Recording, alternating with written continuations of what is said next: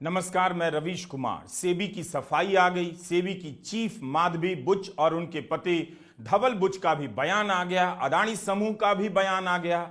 जयराम रमेश ने जेपीसी से जांच की मांग की और रविशंकर प्रसाद ने रिजेक्ट कर दिया। इसके बाद भी संदेह और सवाल खत्म नहीं हो पा रहे हैं। खंडन पर डिटेल में हिंडनबर्ग रिसर्च की भी प्रतिक्रिया आई है और सांसद महुआ मोइत्रा ने भी बिंदुवार तरीके से प्रतिक्रिया दी है। महुआ मोइत्रा ने सीधे सीधे पूछा है कि माधवी बुच जी, आपका बेनामी फंड में निवेश का प्रत्यक्ष अनुभव है, तब भी आपको अदानी समूह के खिलाफ कुछ भी नहीं मिला। यह किसी मजाक से कम नहीं। हिंडनबर्ग की रिपोर्ट जनवरी 2023 में आई। इसके 1.5 महीने के बाद Madhabi Buch international financial law review में एक इंटरव्यू देती हैं। यह एक प्रतिष्ठित पत्रिका है और कहती हैं कि मैंने निजी क्षेत्र में 2 दशक से ज्यादा समय बिताया है और मुझे इसका एक एक पल बेहद पसंद आया। जब विनियामक बनने का अवसर आया तो मैंने सोचा क्या दूसरी तरफ होना मजेदार नहीं होगा, क्योंकि मैं उन सभी चीजों को जानती थी जो मैं निजी क्षेत्र के हिस्से के रूप में विनियामक संस्था से करवाना चाहती थी। और मैं यह भी जानती थी कि निजी क्षेत्र में सभी कंकाल कहां कहां छिपे हैं। इसलिए मुझे लगा कि मैं वास्तव में बदलाव ला सकती हूं और यह ऐसी चीज है जिसका मैं भरपूर आनंद लूंगी। तो माधवी बुच को सब पता है निजी क्षेत्र में कंकाल कहां कहां छिपे हैं, और अब देखिए कि इनके ही मामले में कंकाल निकल आया है। इस संदर्भ में माधवी बुच का यह जवाब और इंटरव्यू बहुत दिलचस्प है, खासकर तब जब पता चल रहा है कि बेनामी फंड में निवेश का अनुभव है उन्हें, और इनके पति ब्लैकस्टोन नाम की कंपनी में स्वतंत्र निदेशक हैं, जिसके 2 फंड को सेबी ने मंजूरी दी। माधवी बुच को निजी क्षेत्र के अनुभव से वो सब पता है जो वे विनियामक यानी रेगुलेटर यानी सेबी जैसी संस्था से करवाना चाहती हैं। सब पता है, बस हम ही और आपको कुछ पता नहीं। इसलिए आपको यह वीडियो पूरा देखना ही पड़ेगा। आखिर में हम आपको यह भी बताएंगे कि नागरिकता लेने के लिए वो कौन सा देश है जो अमेरिका और ब्रिटेन से भी बेस्ट है। ऑफशोर फंड को बेनामी फंड कहते हैं। जिसका अनुभव बेनामी फंड में पैसा लगाने का हो वही सेबी चीफ बन जाए, जिसका काम बेनामी फंड को भी पकड़ना हो, तो बात जरा हजम नहीं होती। हम इन मुद्दों पर बात तो करेंगे। पहले इसे समझना बहुत जरूरी है, मोदी दौर में संस्थाओं का क्या हाल है, उनकी विश्वसनीयता कैसी है। फिर आप तय कीजिए सेबी और सेबी प्रमुख ने जो प्रेस रिलीज जारी की है उस पर किस हद तक यकीन किया जा सकता है। इस अविश्वास के लिए खुद सरकार की एजेंसियां जिम्मेदार हैं, जो संपादक से लेकर सामाजिक कार्यकर्ता को गिरफ्तार कर जेल में डाल रही हैं। सबूतों और ट्रायल का पता नहीं। इसके तुरंत बाद हम माधवी बुच के प्रसंग पर आने वाले हैं। ईडी तो वित्त मंत्रालय की संस्था है। इस संस्था का ट्रैक रिकॉर्ड जरा देखिए। सुप्रीम कोर्ट ने कहा है कि न्यूज क्लिक के संपादक प्रबीर पुरकायस को अवैध रूप से गिरफ्तार किया गया। झारखंड हाईकोर्ट ने कहा हेमंत सोरेन को जेल में डाल दिया गया, मगर उनके खिलाफ कोई सबूत नहीं। ईडी ने जेल में डाला था। शिवसेना उद्धव ठाकरे के सांसद संजय राउत को अवैध रूप से गिरफ्तार किया गया। यह स्पेशल कोर्ट ने कहा है कि संजय राउत को बिना कारण गिरफ्तार किया गया और उनकी गिरफ्तारी अवैध थी। एक सांसद को 3 महीने जेल में डाल दिया गया, एक मुख्यमंत्री को 5 महीने। हमने केवल 3-4 उदाहरण दिए हैं। भीमा कोरेगांव केस में 5-5 साल जेल में रखने के बाद इसी आधार पर जमानत दी गई कि सबूतों में दम नहीं। भीमा कोरेगांव एनआईए का केस है। एनआईए के कई केस में भी सुप्रीम कोर्ट ने जमकर फटकार लगाई है और कई आरोपियों को जमानत दी है। जिस देश की टॉप जांच एजेंसियों का ऐसा ट्रैक रिकॉर्ड हो, उस देश के नागरिकों से कहा जा रहा है कि बाजार की नियामक संस्था सेबी और उनकी प्रमुख जो प्रेस रिलीज में कह रही हैं उसे सही मान लीजिए, क्योंकि कागज पर सब कुछ पहले से बता दिया गया था कि उनके पास कब कब कितने शेयर हैं। जैसे सब कुछ इस देश में वैसा ही होता है जैसा कागज पर लिखा होता है, और कागज पर लिख देने से सब सही हो जाता है। माधवी बुच सेबी की पहली गैर आईएएस प्रमुख हैं और आप हैं मनोज सोनी जो यूपीएससी के चेयरमैन थे। दोनों ही 2017 में अपनी अपनी संस्थाओं के सदस्य बनाए जाते हैं और दोनों को कुछ समय के बाद प्रमुख बना दिया जाता है। मार्च 2022 में माधवी बुच को सेबी का प्रमुख बनाया जाता है। मई 2023 में मनोज सोनी को यूपीएससी का। दोनों प्रमुख बनाए जाने से पहले कई साल तक सदस्य बनाए जाते हैं। मनोज सोनी का कार्यकाल 6 साल का था, मगर निजी कारणों से इस्तीफा देकर सबकी नजरों से ओझल हो गए। वैसे निजी कारण से इस्तीफा देने वाले एक और शख्स हैं अरुण गोयल। एन चुनाव के वक्त निजी कारणों से इस्तीफा देकर चले गए, जबकि इन्हीं को चुनाव आयुक्त बनाने को लेकर सुप्रीम कोर्ट ने क्या क्या कहा था, सरकार की प्रक्रियाओं पर कितने गंभीर सवाल उठाए थे। यहां तक कह दिया कि हां जी कहने वाला चुनाव आयुक्त नहीं चाहिए। मनोज सोनी की तरह अरुण गोयल का कार्यकाल 5 साल का था, लेकिन पर्सनल कारणों से इस्तीफा देकर चले गए। वहीं ईडी के पूर्व प्रमुख संजय मिश्रा को 5 साल का सेवा विस्तार दिया गया। ऐसा लग रहा था देश में कोई दूसरा व्यक्ति नहीं इस पद के लायक, सुप्रीम कोर्ट को इन्हें पद से हटाना पड़ा। हमारा एक वीडियो है कि किन किन पदों पर सेवा विस्तार के जरिए लोगों को बिठाया जाता रहा है, इसका लिंक डिस्क्रिप्शन में दे दिया जाएगा। यह उदाहरण किस लिए दे रहा हूं? इसलिए दे रहा हूं ताकि आप समझ सकें कि भारत में लोग किस तरह से उच्च पदों पर बिठाए जाते हैं और उनका काम कितना शानदार होता है। इससे आपको तय करना आसान हो जाएगा कि इन संस्थाओं की बातों पर विश्वास करना चाहिए या नहीं, या फिर विश्वास से पहले इनकी भी बातों को लेकर और हिंडनबर्ग रिसर्च की रिपोर्ट के लगाए आरोपों को लेकर जांच हो जानी चाहिए। स्क्रोल में अभिक देव की रिपोर्ट है। इसमें पूर्व वित्त सचिव सुभाष गर्ग का कहना है कि नियुक्ति के समय अपने और अपने रिश्तेदारों के निवेश के बारे में बताना होता है। अगर हितों का कोई टकराव है तो वह भी बताना होता है। बुच पहली प्राइवेट पर्सन है जिनकी नियुक्ति हुई। इस तरह से क्या उनसे सारी रिपोर्ट मांगी गई? इसकी जांच होनी चाहिए कि सेबी चीफ बनने के लिए माधवी बुच ने अप्लाई किया या नियुक्ति करने वाली कमेटी ने उन्हें बुलाया। बुलाने में कुछ भी गलत नहीं, लेकिन इससे पता चलेगा कि किन लोगों को अनदेखा किया गया और किसे बुलाकर चीफ बना दिया गया। यह मेरी राय है।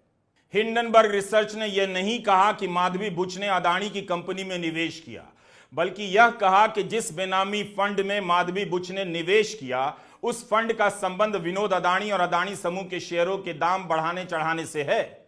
इससे अदानी समूह हमेशा ही इनकार करता रहा है। सवाल है कि क्या माधवी बुच को पता था कि जिस बेनामी फंड में वे पैसा लगा रही हैं उसी में गौतम अदानी का पैसा हो सकता है?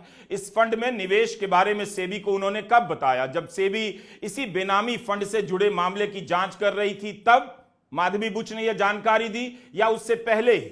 उन्हें कब पता चला कि इस बेनामी फंड में कथित रूप से विनोद अदानी का पैसा है?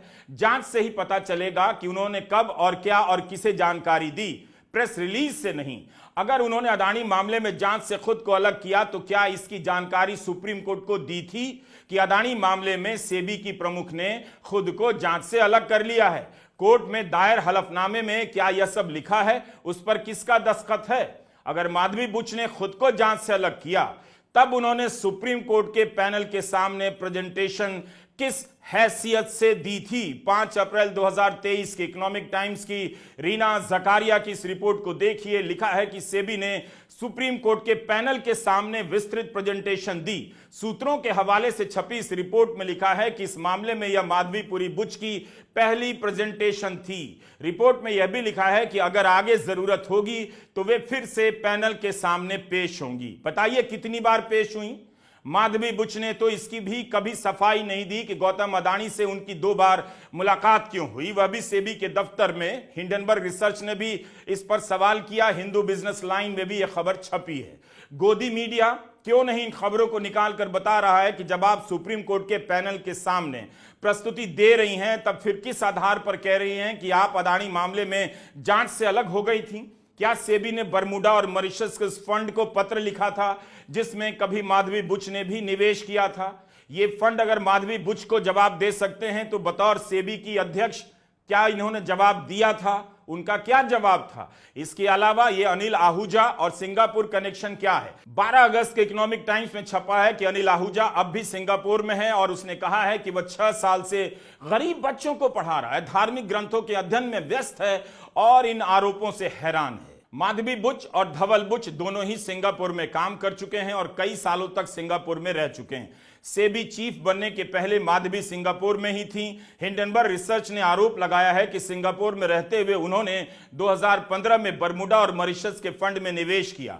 माधवी बुच ने मान लिया है कि उन्होंने प्राइवेट सिटीजन के तौर पर बेनामी फंड में निवेश किया था, यानी हिंडनबर्ग की यह बात तो सही निकली। हिंडनबर्ग रिसर्च के अनुसार माधवी और धवल बुच ने बरमुडा के फंड GDOF में निवेश किया। कथित रूप से विनोद अदानी ने भी इसी में निवेश किया। फिर बरमुडा वाले फंड ने मॉरिशस के फंड IPE प्लस फंड 1 में निवेश किया। इस फंड ने भारत के बाजार में पैसा लगाया। एक ही बेनामी फंड में माधवी भी पैसा लगाती हैं, विनोद अदानी भी। माधवी को पता ना हो, जैसा कि बिजनेस पत्रकार सुचेता दलाल ने कहा है, ऐसा हो सकता है, लेकिन पता तो लगाना ही चाहिए कि इस फंड में और किस किस का पैसा है। भारत में पैसा लगाने के कारण इस फंड पर कितना रिटर्न मिला, उसका निवेश कहां हुआ।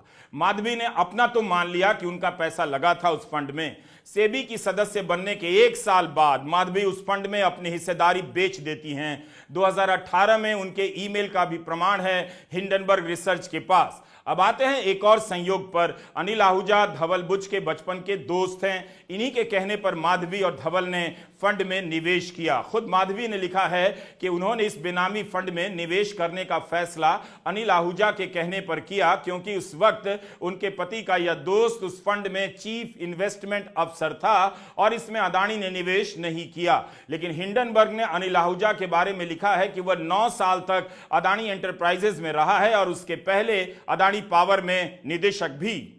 रविवार को जारी अपने बयान में अदानी समूह ने हिंडनबर्ग रिसर्च की पूरी रिपोर्ट को सिरे से नकार दिया है, लेकिन उसमें अनिल आहूजा को लेकर कोई सफाई नहीं है कि यह उनकी कंपनी में था या नहीं। अगर बेनामी खाते में निवेश करना इतना अच्छा है और नैतिक रूप से सही है, तो फिर सेबी को ही इसका प्रचार करना चाहिए ताकि जनधन खाते वाले भी बेनामी खाते में निवेश करें। अनिल आहूजा धवल बुच का दोस्त है और यह अदानी समूह में काम करता था। उसके कहने पर सेबी की प्रमुख प्राइवेट सिटीजन के तौर पर निवेश करती हैं और हम मान लें कि उसके कहने पर उन्होंने कोई फायदा नहीं पहुंचाया होगा या जांच प्रभावित नहीं की होगी। तृणमूल कांग्रेस की सांसद महुआ मोइत्रा ने लिखा है कि सेबी प्रमुख का बयान सीधे तौर पर हिंडनबर्ग के आरोपों की स्वीकृति है। आपने फंड में यकीनन निवेश किया था। आप बड़े आराम से यह उल्लेख करना भूल गई कि अनिल आहूजा अडानी की कंपनियों में निदेशक थे और यही वो फंड है जिसके माध्यम से विनोद अदानी पैसे की हेराफेरी कर रहा था। आहूजा के बयान की कोई वैधता नहीं जब तक इस बात की पुष्टि नहीं हो जाती कि बरमुडा की GDOF इकाई का अडानी से कोई संबंध है या नहीं। इसकी पुष्टि कैसे होगी जब आप कह रही हैं आपको इसका विवरण नहीं मिल सकता? क्या आपने सर्वोच्च न्यायालय की समिति को बताया कि आप GDOF में हिस्सेदार थीं जिसकी जांच होनी थी? आपने अब तक यही नहीं बताया कि आपने किसके सामने यह सब बताया था। महुआ मोइत्रा खुद बैंकर रही हैं और इन बातों को बेहतर समझती होंगी। कांग्रेस प्रवक्ता जयराम रमेश ने कहा है कि सेबी की दुनिया भर में साख रही है। यह बात ही सबको भौचक करती है कि सेबी की चेयरपर्सन और उनके पति ने उसी बेनामी फंड में पैसा लगाया जिसमें विनोद अदानी और उनके करीबी सहयोगियों ने भी, और इन फंड को अनिल आहूजा मैनेज कर रहा था जो धवल बुच का करीबी दोस्त है। मई 2017 तक अदानी की कंपनी में स्वतंत्र निदेशक था। यह जो कहा जा रहा है कि माधवी बुच और धवल बुच अलग अलग निवेश करते हैं, अब यह भ्रम टूट गया है।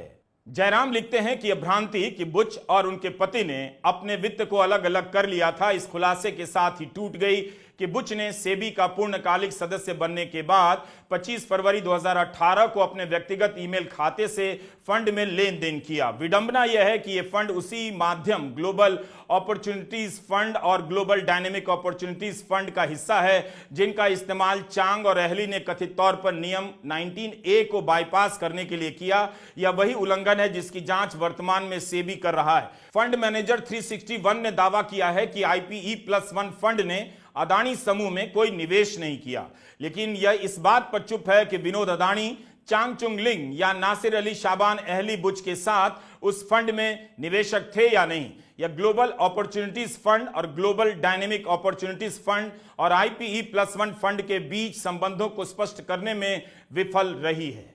The first, why is Chairperson Madhavi Buch not resign? Second, God forbid something were to go wrong and investors were to lose their money. Who is responsible? Is the Prime Minister of India responsible? Is Madhavi Buch responsible? Or is Mr. Adani responsible? And finally, the Supreme Court has been looking at this matter.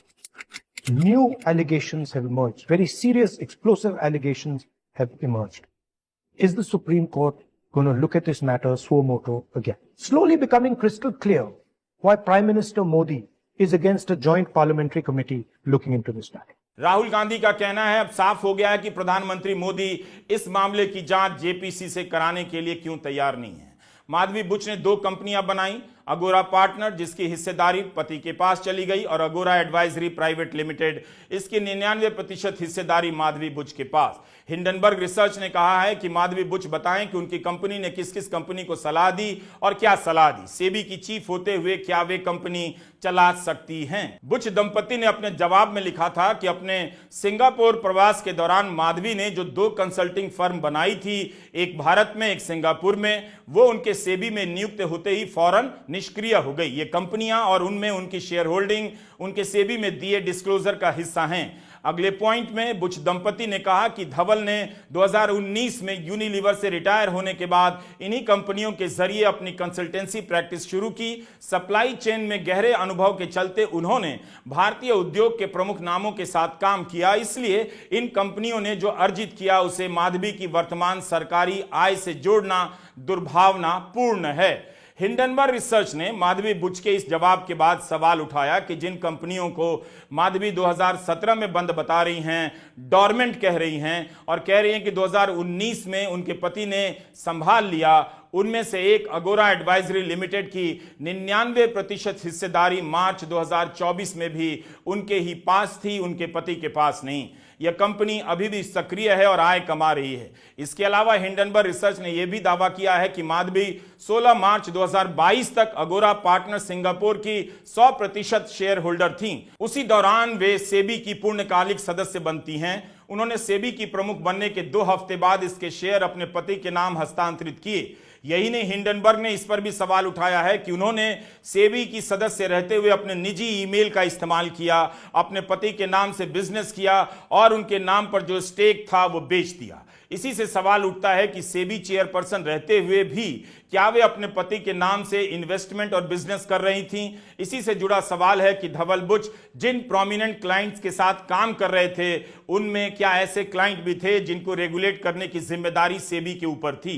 Mahua Moitra ने अपने tweet में यही सवाल किया है कि point 11 में आप कहती हैं कि दोनों कंसल्टिंग इकाइयां आपके सेबी में शामिल होने के बाद निष्क्रिय हो गईं, लेकिन पॉइंट 12 में ही आप कहती हैं कि धवल उन संस्थाओं का इस्तेमाल कर रहे थे। उन सभी लोगों का खुलासा कर दीजिए जो इन संस्थाओं को व्यवसाय दे रहे थे। हमने आपको शुरू में यही तो बताया कि भारत में संस्थाओं की साख क्या है, उसके प्रमुख कैसे कैसे लोग बनाए जाते हैं और पदों पर पहुंचकर ये लोग किस तरह से अवैध गिरफ्तारियां तक करते हैं।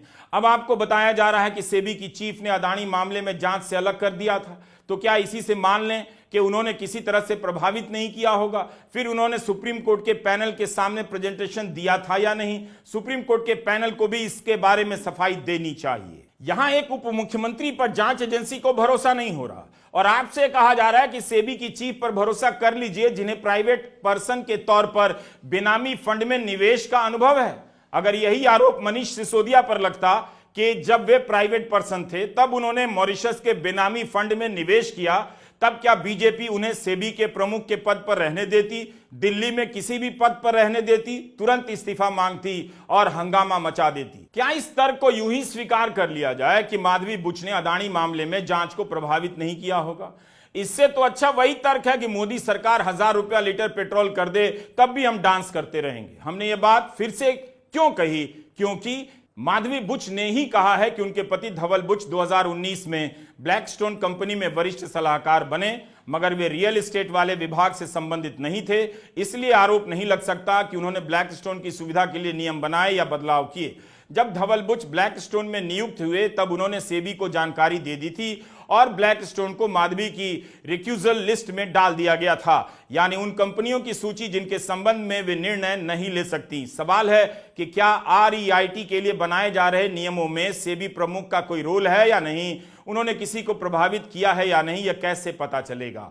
उनका यह कहना काफी नहीं लगता कि यह निर्णय बोर्ड लेता है, सिर्फ चेयरपर्सन नहीं। मान लेते हैं, लेकिन फिर पब्लिक में माधवी बुच REIT का प्रचार क्यों कर रही थी? हमने 11 अगस्त के वीडियो में बताया कि वे तो बाकायदा इसे भविष्य का फंड बता रहे हैं, लेकिन क्या तब उन्होंने बताया कि उनके पति इसी तरह के फंड को प्रायोजित करने वाली कंपनी के दूसरे विभाग में काम करते हैं? मिंट से लेकर मनी कंट्रोल तक में माधवी बुच का यह बयान छपा है कि REIT भविष्य के लिए उनका पसंदीदा प्रोडक्ट है।